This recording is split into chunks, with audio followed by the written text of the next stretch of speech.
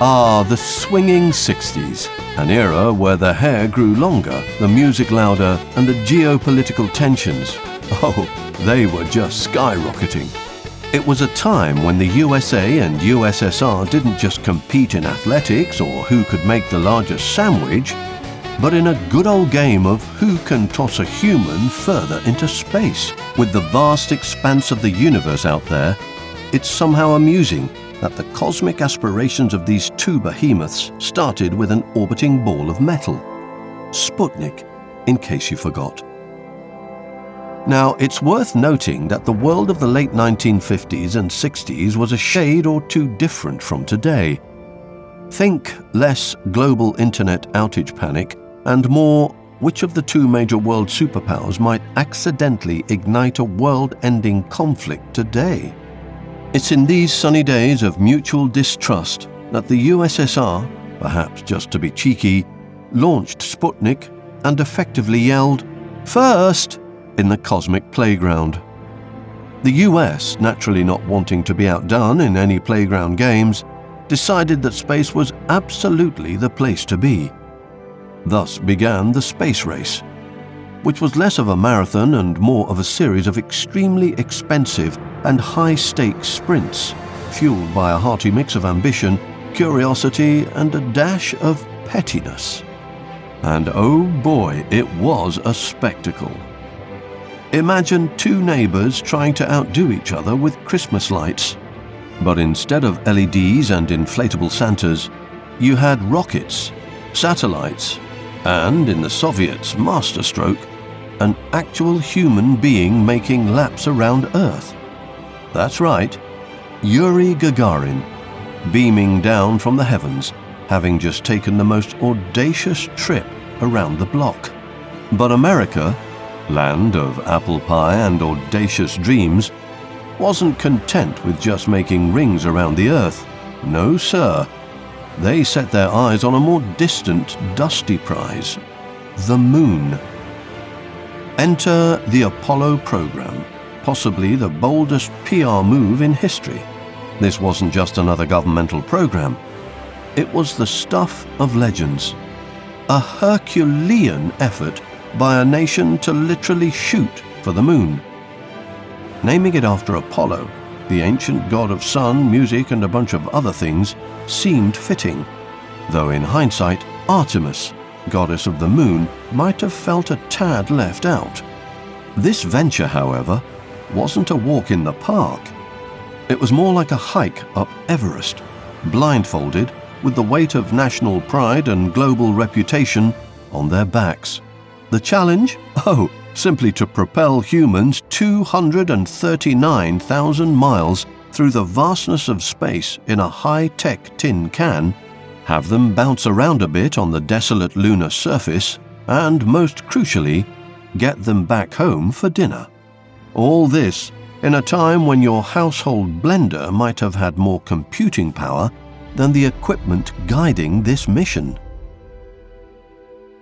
Jokes aside, the enormity of the Apollo program, when looked at through the slightly foggy lens of history, seems almost implausible.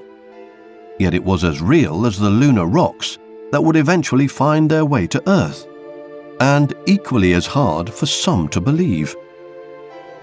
The moon landing achievement. Well now, after all the dramatic countdowns, the heart-pounding launches, and countless tubes of astronaut ice cream, which, by the way, is a unique culinary experience I wouldn't necessarily recommend, we come to the grand finale of this cosmic opera, Apollo 11. July 16, 1969, was the day when a Saturn V rocket, tall as a 36-story building and carrying more fuel than anyone would ever want to think about, roared into the skies.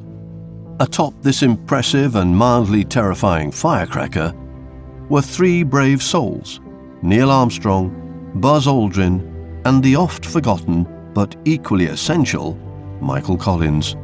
While Collins took on the task of manning the command module, a celestial taxi if you will, it was Armstrong and Aldrin who had the daunting task of taking the lunar module, aptly named Eagle, for a dance on the moon's surface. As Armstrong set his boot on the desolate lunar landscape, he uttered those words that seemed so simple, yet so profound. It's one small step for man, one giant leap for mankind. And in that moment, whether he realized it or not, he wasn't just speaking for the USA or even his generation, but for all of humankind. From the cave paintings of early man to this footprint on the moon, humanity's story had taken a rather adventurous turn. Mr. Aldrin, ever the eloquent poet-astronaut, a niche profession if ever there was one, described the moon's magnificent desolation.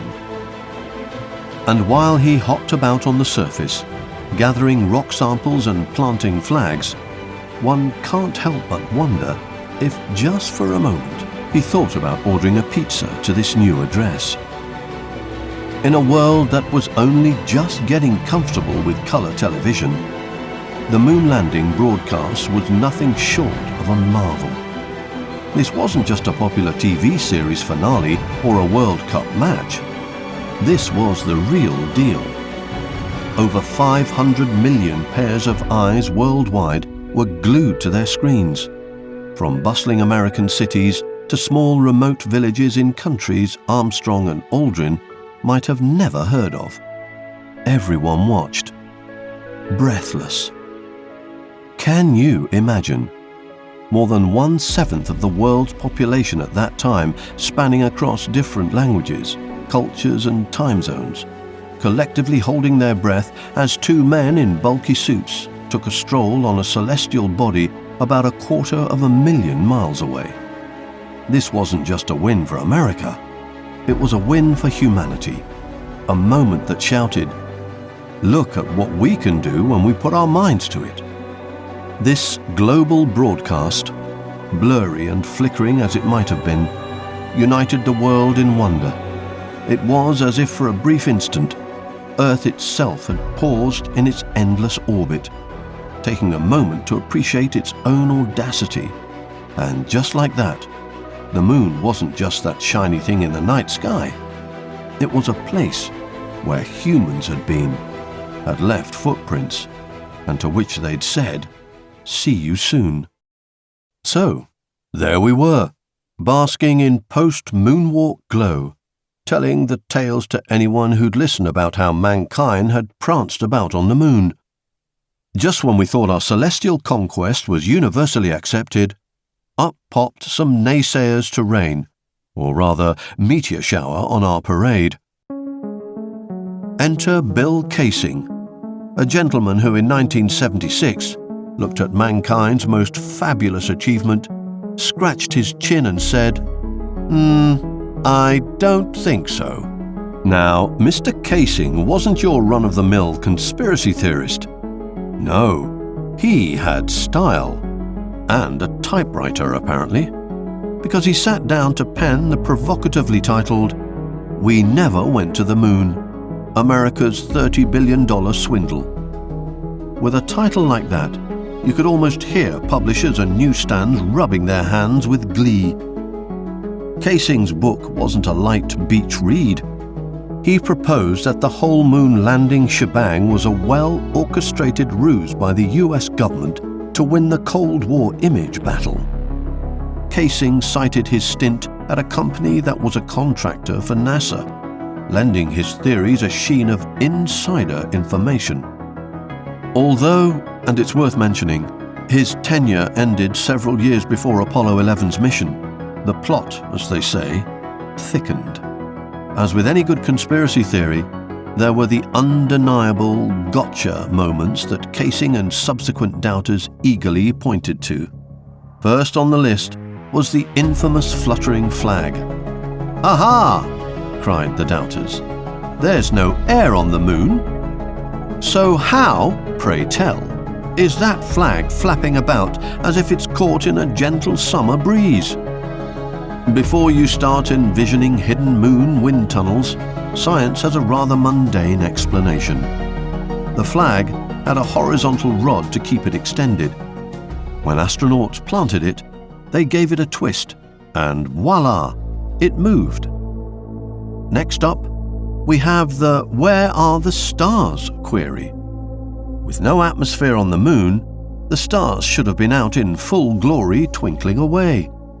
But the photos, starless, blacker than a coal mine at midnight. Here again, science plays the spoilsport. It's all about camera exposure. The moon's surface, awash with sunlight, was so bright that the camera settings needed to capture it rendered the comparatively faint stars invisible.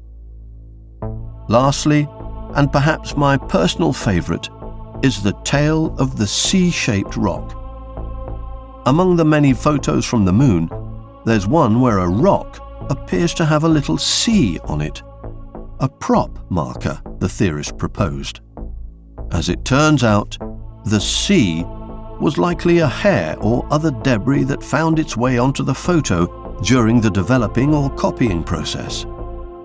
If NASA was staging the biggest con in history, surely they wouldn't goof up with a prop marker on a rock. Or maybe that's what they want us to think. All in all, while the moon hoax theories bring a generous dose of intrigue to the Apollo narrative, one is left with the feeling that truth, at times, is stranger and more amusing than fiction. But as we stride forward in our journey, it's good to remember that in a universe as vast and mysterious as ours, there's always room for a little skepticism and a lot of wonder. Debunking the hoax theories. Now, you must remember we humans have a certain penchant for the dramatic. A shadow on a moon photo must be an alien, or at the very least an intern with a large hat. A sound in a quiet old house. Clearly a ghost having a midnight snack.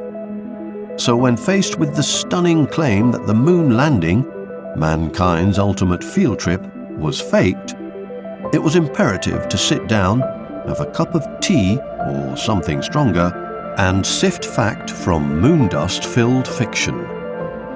Let's start with the burning question, shall we?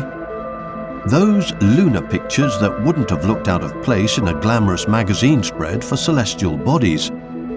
Stunning, right? But void of stars. As we touched upon earlier, the absent stars had nothing to do with a space version of Photoshop. It was all down to camera exposure settings. You see, to capture the brightly lit lunar surface without it looking like a giant white blotch, the cameras had to be set to a fast exposure. This meant the fainter stars didn't have time to register on the film. It's a bit like trying to take a photograph of a friend standing in the spotlight on a stage. Your friend appears clear, but the dimly lit audience in the background, not a peep. Then there was the claim about the fluttering flag. Oh, that audacious fabric fluttering where no atmosphere exists. But as any science-savvy individual will tell you, it wasn't fluttering in the breeze.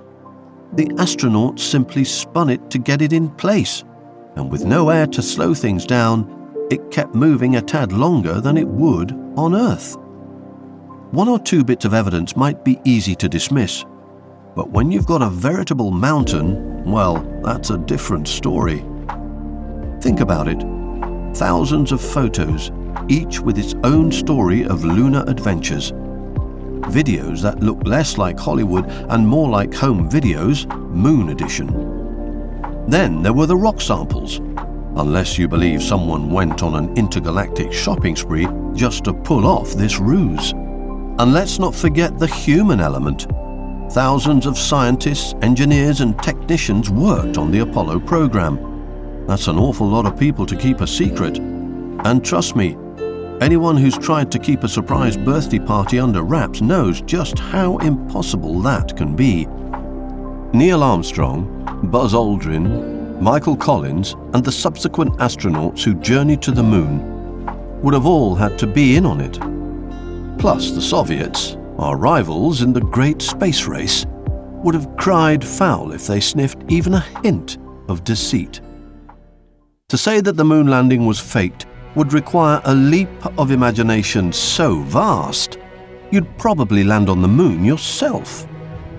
The reality is that sometimes things are just as they seem, not because they're mundane or lacking in mystery, but because occasionally we humans manage to pull off something truly extraordinary.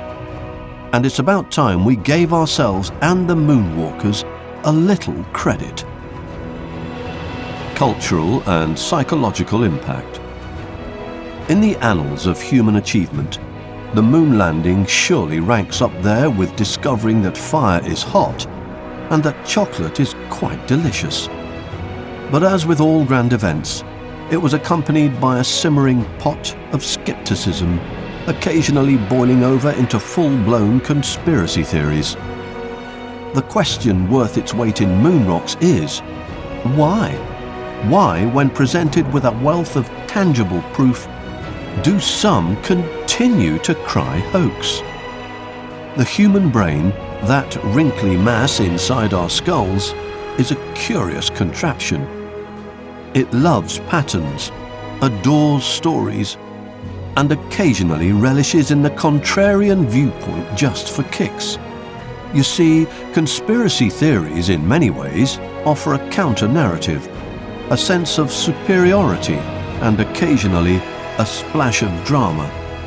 It's comforting in an odd way to believe that one is privy to secret knowledge that the vast majority are oblivious to. Add to that our intrinsic distrust of authority figures, thanks in no small part to political shenanigans and some cheeky historical figures, and the stage is set for doubt. In moments of societal upheaval or distrust, weaving tales of deception provides a buffer against the overwhelming complexity of the world. The idea that the moon landing was staged is a narrative simpler to grasp than the vast coordinated efforts of countless individuals to thrust humankind into the unknown void of space. If there's one thing we can count on, it's that popular culture loves a good conspiracy theory almost as much as it adores a juicy love triangle or a surprise plot twist. Over the years, the moon landing hoax has found its way into the heart of films, TV shows, and even late-night pub debates. There's something delightfully entertaining about watching characters on screen argue about shadow angles, flag flutters, and mysteriously absent stars. Films like Capricorn 1 played with the idea of space mission fabrications, while The Shining, if you listen to certain enthusiasts, is Stanley Kubrick's confession to having filmed the whole shebang, a theory as wild as suggesting that toast always falls butter side down because of malevolent house spirits. In academia and educational circles, the moon landing conspiracy serves as a prime example for fostering critical thinking. It's become the poster child for examining evidence, promoting skepticism, and questioning sources. After all, in an age where information and misinformation is just a click away, the ability to discern fact from far-fetched fiction is crucial.